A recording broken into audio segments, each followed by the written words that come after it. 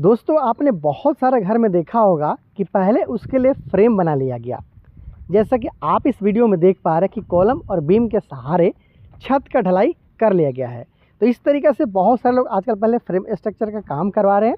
इसके साथ साथ बाद में ईंट का जुड़ाई करवाते हैं, उसके बाद फिर प्लास्टर करते हुए वो फिनिशिंग की तरफ आगे बढ़ जाते हैं। तो सिर्फ फ्रेम स्ट्रक्चर का काम करवाने में, जितना कि आप देख पा रहे हैं अभी, इतना काम करवाने में कितना रुपये तक का खर्चा आता है, इसके बारे में आप लोग को बताना चाहता हूँ। आप ठीक ढंग से सब चीज़ को समझ पाए, इसलिए इस बने हुए घर के लिए जो फ्रेम स्ट्रक्चर है, इसके कॉलम बीम से लेकर अंदर में फिर छत पे ले जाकर आपको दिखाना चाहता हूँ कि किस तरीके से काम किया गया है। प्लिंथ हाइट इस घर के लिए 4 फीट होने वाला है और 3 तला तक के लिए आप देख पा रहे हैं कि फ्रेम स्ट्रक्चर का काम एक बार में ही यहाँ पे कंप्लीट कर लिया गया है। तो चलिए चलते हैं अंदर और देखते हैं क्या कर किस तरीके से काम यहाँ पे किया गया है। याद रहे, जब भी आप इस तरीके से घर बनाते हैं, फ्रेम स्ट्रक्चर बनाते हैं आप, तो आपके पास एक प्रॉपर प्लानिंग होना चाहिए। कॉलम का साइज़ और बीम का साइज़ पहले हम लोग जानेंगे। हालांकि नीचे इस घर के लिए फ्रेम स्ट्रक्चर किया गया, लेकिन यहाँ पे देख पा रहे हैं कि फ़र्श का भी काम कर लिया गया है। और इसके साथ साथ जो एक कॉलम है वहाँ पर चल के आपको इसमें लगा हुआ सरिया, और इसके साथ साथ जो इसका साइज़ है इसके बारे में बता देता हूँ।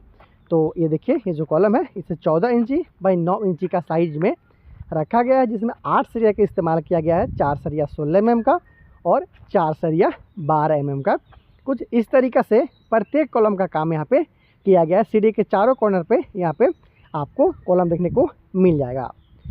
7 फीट बाई 13 फीट के आसपास तक का साइज़ में यहाँ पे जो सीढ़ी है उसका काम किया गया। हालांकि चलिए सीढ़ी पे भी चल के आपको दिखा देता हूँ। ऊपर तला में भी जो काम किया गया है फ्रेम स्ट्रक्चर का, उसको दिखाता हूँ, फिर जानेंगे कितना रुपये तक का खर्चा इसमें आया है। 10 इंची का ट्रेड और 6 इंची का राइज़र वाला ये सीढ़ी है। 2 फ्लाइट पार्ट और एक लैंडिंग के साथ में सीढ़ी को कंप्लीट किया गया है। लगभग 4.5 से 5 इंची के आसपास तक का छत का मोटाई यहाँ पे रखा गया है, और इसमें 8 mm, 10 mm तथा 12 mm का सरिया का उपयोग किया गया है छत के ढलाई में।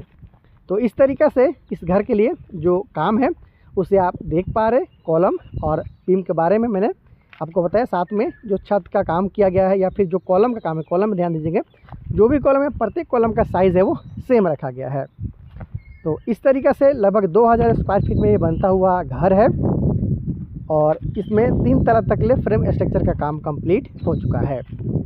तो दोस्तों, अगर आप भी अपने बनने वाले घर के लिए प्लानिंग करवाना चाहते हैं, नक्शा चाहते हैं, चाहे वो फ्रेम स्ट्रक्चर हो या फिर लोड बेयरिंग हो, आप मुझसे बात करते हुए आप अपने बनने वाले घर के लिए नक्शा भी ले सकते हैं। मैं आप लोग के लिए नक्शा बना सकता हूँ। तो बात करते हैं कि आखिर ये जो फ्रेम स्ट्रक्चर का अब तक काम आपने देखा है, इतना काम करवाने में कितना रुपये तक का खर्चा अब तक आया है। तो इस ठेकेदार और मालिक के अनुसार इस घर को बनाने में, इस फ्रेम स्ट्रक्चर को बनाने में अब तक 21 से लेकर 22 लाख के आसपास तक में खर्चा आ चुका है, जिसमें लेबर कॉस्ट के साथ साथ मटेरियल कॉस्ट को इंक्लूड किया गया है। याद रहे, ये एक हेवी कंस्ट्रक्शन है। कॉलम और बीम का साइज़ भी आप यहाँ पे देख पा रहे हैं, जो कि बीम इस घर में लगाया गया है फ्रेम स्ट्रक्चर में, उसका साइज़ भी 9 इंच पे 12 इंच के आसपास तक में रखा गया है।